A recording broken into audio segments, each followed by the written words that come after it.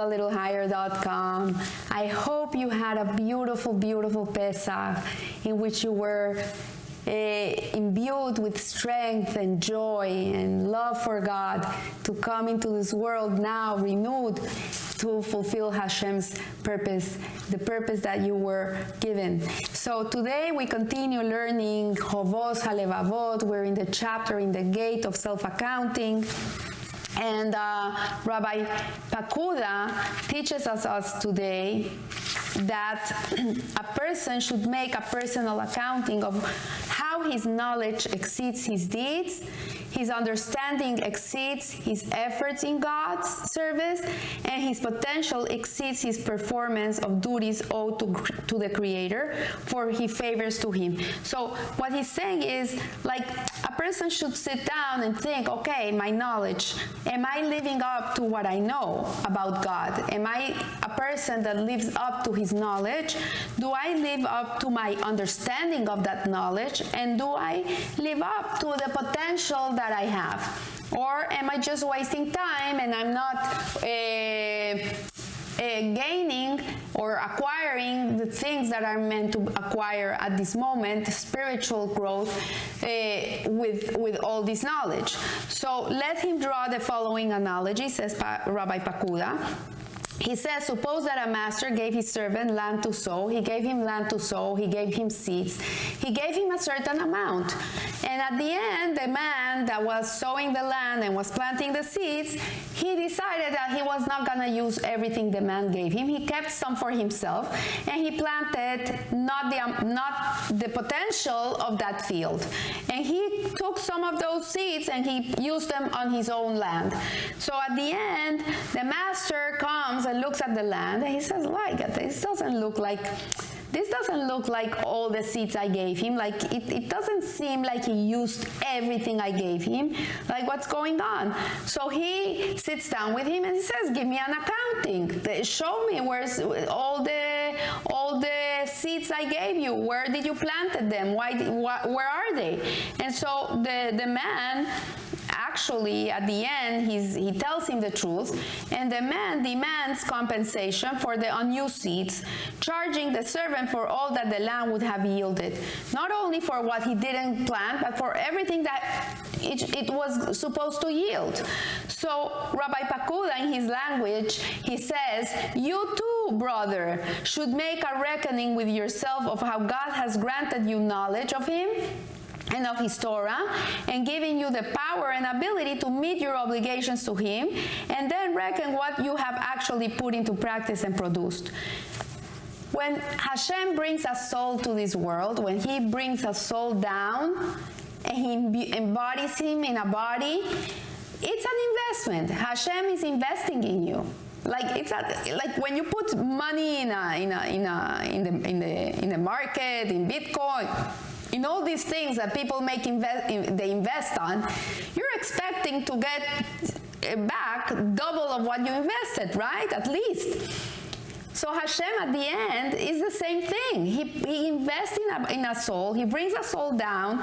He invests in that soul. He believes in that soul. He believes in that person. He puts him in a body. He gives him a certain amount of life, whatever life that person has to go through. But that life is part of the tools that Hashem gives that person in order to be able to produce what he has to produce. Today I was teaching someone, and this person is telling me about a certain deficiency that she feels in her character. And I tell her, you know what? That deficiency that you're talking about in reality is your strength. As Hashem creates every human being, everything you are, all your personality, your character traits, what's good, what's not so good, everything is already, it's like a hard disk that is put inside of you. Hashem created you in that exact way because He brought you to this world to fulfill a certain mission, a certain purpose, and this is exactly what you need to be in order to be able to fulfill that purpose.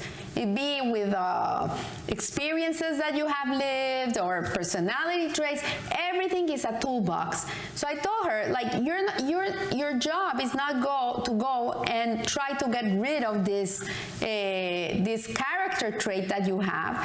Your goal is to take this character trait and really use it to fulfill Hashem's desires, to use it for Hashem. He needs you. He needs you to do certain things, and if you don't have that ability or that quality or that deficiency that she's calling, which if it's used in the right way, it's an ability, then you won't be able to fulfill what you need to fulfill. So she was very taken aback. She couldn't believe that you could see your deficiency as your strength. So he says, you should therefore strive with all your might and exert yourself to the utmost to pay this debt and to make your actions correspond with your wisdom. And your endeavor equal you understanding, save you all your energies to act according to your wisdom, to not waste them on worldly superfluities, lest you then be too weary to meet your religious duties.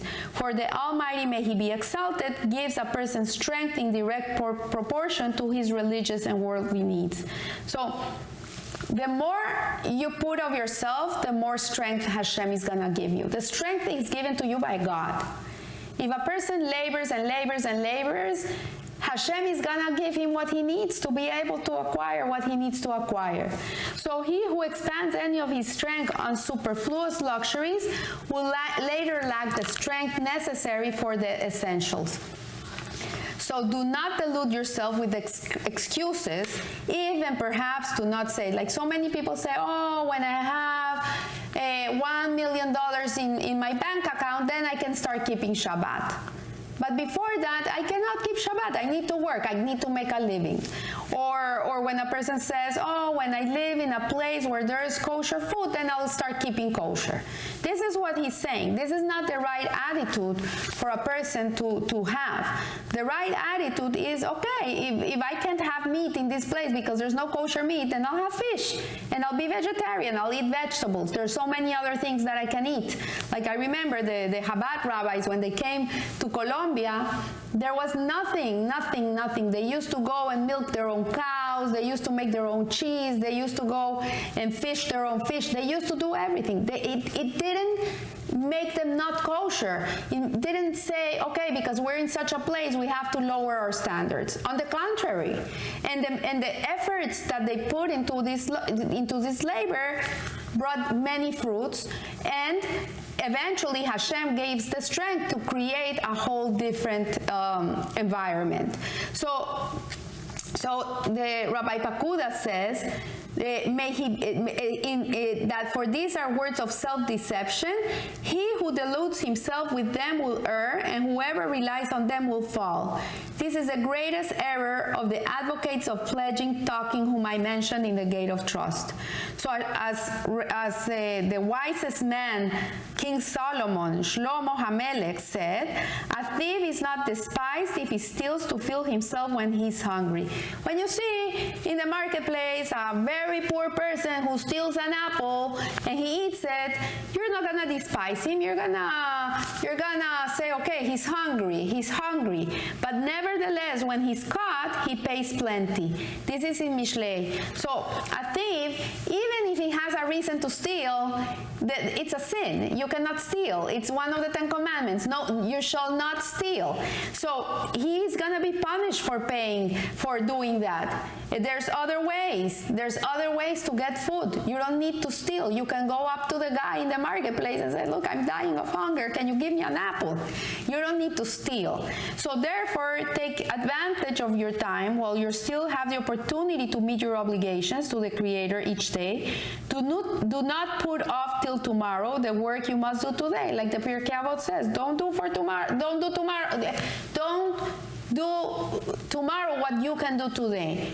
You do today what you need to do today. So for the world is like a fair, where people assemble for a time and then separate. You know, a fair, people put it the wagon up and then they put it back. They take it away, and so on. Every day they're putting out and in and out and in.